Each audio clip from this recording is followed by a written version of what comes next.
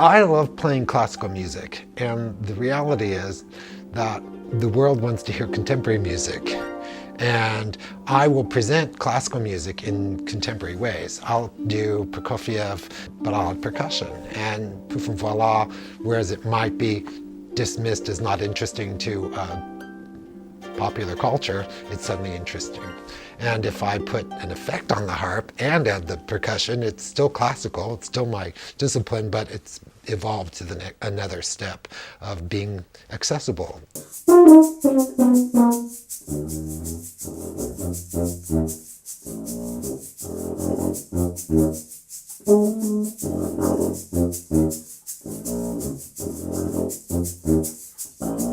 One of the most educational experiences as a musician that I ever had was working with Mel Torme and George Shearing in the Venetian Room. We were working on the ring cycle at the San Francisco Opera with Edo de Bart conducting. So you can imagine a full day of rehearsals, at least 6 hours, with Wagner going through my head, and then to go to the Fairmont Hotel and join forces with a big band with George Shearing and Mel Torme.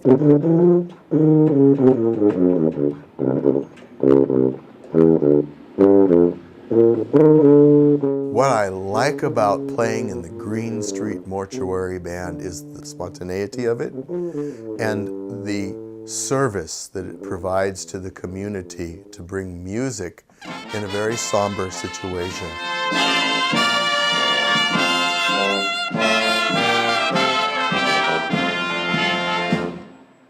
When you know that you're providing something that is a spiritual experience and a musical experience, and in a wacky tourist-ridden neighborhood, you know, where half the people who are there don't know what's going on and the other half are really appreciating what's going on.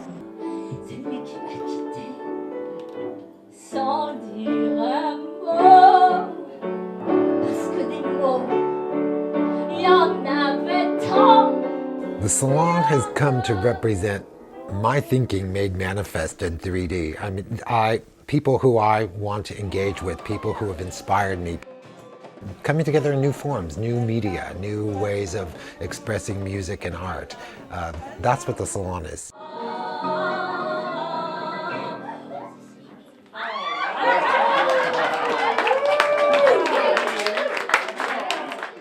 Let me tell you a little bit about the musical melting pot in the San Francisco Bay Area community for a tuba player. Besides the San Francisco Opera and the Marin Symphony, I also play regularly with the Golden Gate Brass Quintet, the Oreo Trio, which is bassoon, piano, and tuba, that group, harp, accordion, and tuba.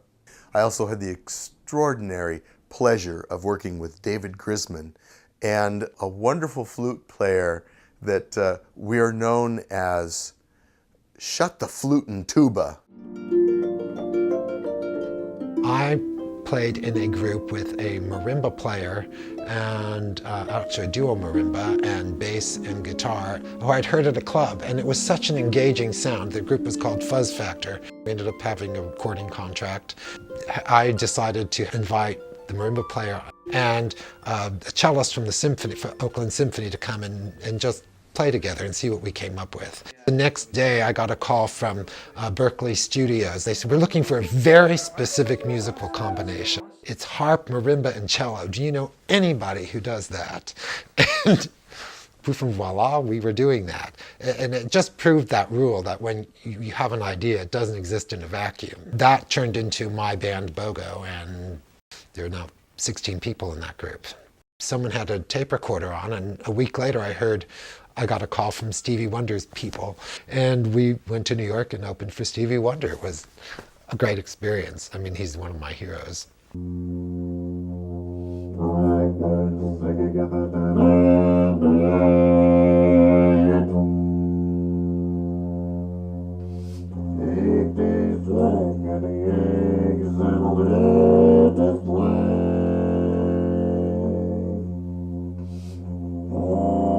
Dipping into the different genres of music comes from my background in Portland, Oregon, in the David Douglas School District. We had everything. We had concert band, we had symphonic band, marching band, stage band. I found that the tuba parts had very little to offer, so I played all the cues. Every time I saw a bassoon cue, I'd play it. Every time I saw a clarinet cue, I'd play it. Finally, the conductor stopped.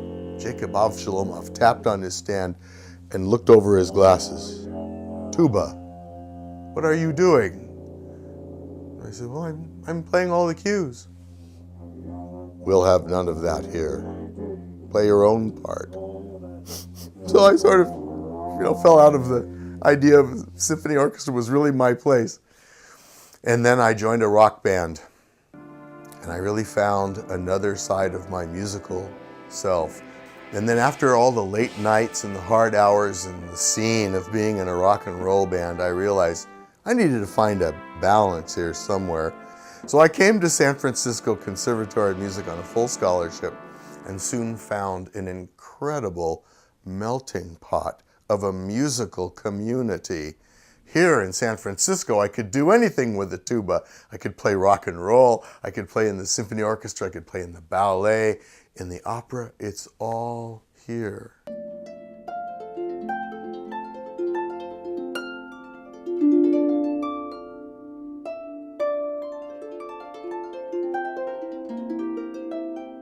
I decided that what I wanted to do was take up the harp. I met Mildred Dilling, who was a renowned harpist. I started with her, and 3 years later did my first recital for the Reagans. And once I knew 5 tunes, I took the harp out on the street and played my 5 songs over and over again. And in New York, if people don't like your playing, they'll tell you. But happily, I made $50 an hour. I headed to San Francisco, and when I arrived, the Fairmont Hotel had called and asked if he could recommend a harpist, so he booked me for a job. And from that day to this day, I have never asked for a job on the harp. It was a remarkable breakthrough in my understanding about being an artist, that the creation of art doesn't exist in a vacuum. We have these ideas because there's a demand for them. Fast forward years later, I was harpist for the Navy on Treasure Island, and the Ritz-Carlton was just opening, and they called and asked if I would come and play for them. The Ritz had harps 7 days a week. There were no days off, ever. And I went like 90 days without a day off and performing 4 to 6 hours a day. I decided I wanted to do just 5 to 10 performances a year and earn the same amount as performing 7 days a week, 365 days a year. And that happened. And I had great commissions, things like the CEO of Chevron gave me as a gift for the Crown Prince of Saudi Arabia, who's now the king. I mean, wonderful opportunities that came to me. The Marin County community is riddled with amazing rock and roll talent. And here is an opportunity for the symphonic community and the rock community to sort of meld. I really am not a deadhead. I really did not have much experience with that music. So for me, it was a real education. When we were up there on the stage performing, I really felt that we were connecting. A friend of mine who's a guitarist, I heard him play with this incredible sound made by Bose. It's called an L1 Tower, and I bought 4 of them, and they came without instructions, so I made up my own way of using them, not knowing that it was a revolutionary way of using that product. The first time I installed them was for a performance we did at the Museum of Modern Art in San Francisco. The largest event planner designer in Northern California came up to me and said, "This is the best sound I've heard in my career." And he called the next day and commissioned me to do a huge sound installation at Harpist Pavilion at Fort Mason. But he called everyone he knew. I got a call from the San Francisco Symphony Special Events Department the next day to do their sound, and then Campbell's Soup in Boston, President Obama's campaign sound. It was amazing. It just took off. Oh, and then Bose came to me and said, "You're using our equipment in ways we hadn't conceived of using it. And do you want to be a dealer?" And I said, "Sure." So now I'm a dealer of Bose products. My purpose in playing the harp is to create a harmony in the world. I mean, to really be the opposite of everything that I think is dysfunctional or that isn't working for mankind. And that's why I do it. Classical music is really a great way to approach that. That time with classical music is the substance of everything. Mark Lawrence, the retired principal trombone player from the San Francisco Symphony, and he said to me, "Zach, I just love working with all of you."